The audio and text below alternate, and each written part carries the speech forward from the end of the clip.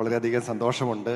ഈ ദുക്രാന തിരുനാൾ ദിനത്തിൽ ഈ സഭാ ആസ്ഥാനത്ത് ഇങ്ങനെ ഒരു പരിപാടി സംഘടിപ്പിച്ച് അതിൻ്റെ ഭാഗമായി ഇവിടെ ഒരു ആദരവ് ഏറ്റുവാങ്ങാൻ സാധിച്ചതിൽ പൊതുപ്രവർത്തന രംഗത്ത് രാഷ്ട്രീയ ജീവിതത്തിലെല്ലാം സഭയുടെ ഭാഗത്ത് നിന്ന് ലഭിച്ചിട്ടുള്ള എല്ലാ പിന്തുണയും ഈ അവസരത്തിൽ നന്ദിയോടെ ഓർക്കുകയാണ്.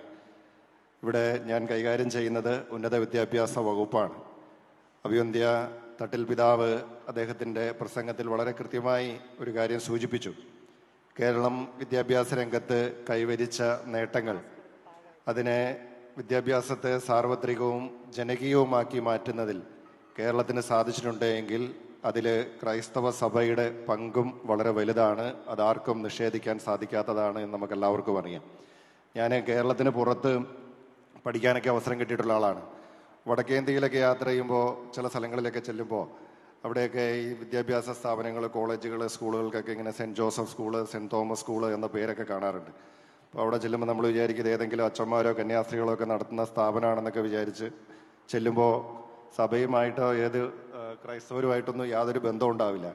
അവിടെ നോർത്ത് ഇന്ത്യയിലൊക്കെയുള്ള ആളുകൾ ചിലരൊക്കെ നടത്തുന്ന സ്ഥാപനങ്ങളായിരിക്കും. പക്ഷെ എന്നാലും ഒരു പേര് Saint Joseph, Saint Thomas, Saint George എന്നൊക്കെയാണ് ഇടുന്നത്.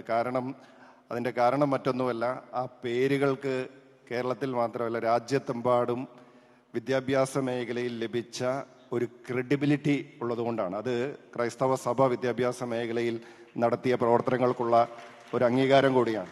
നമ്മളെ സംബന്ധിച്ചിടത്തോളം നമുക്ക് ഏറെ ദൂരം ഇനിയും മുന്നോട്ട് പോകാനുണ്ട്. പ്രത്യേകിച്ച് ഉന്നത വിദ്യാഭ്യാസ മേഖല സമഗ്രമായ മാറ്റങ്ങൾ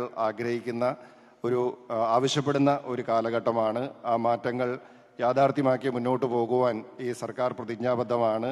ബഹുമാനപ്പെട്ട മുഖ്യമന്ത്രി അവതരിപ്പിച്ച ബഡ്ജറ്റിലൂടെ കണ്ണോടിക്കുമ്പോൾ ഹയർ എഡ്യൂക്കേഷൻ സെക്ടറിനെ വളരെ പ്രയോറിറ്റിയിലാണ് ഈ ഗവൺമെൻറ് കാണുന്നത് എന്ന് നിങ്ങൾക്ക് ബോധ്യപ്പെട്ടിട്ടുണ്ടാവും.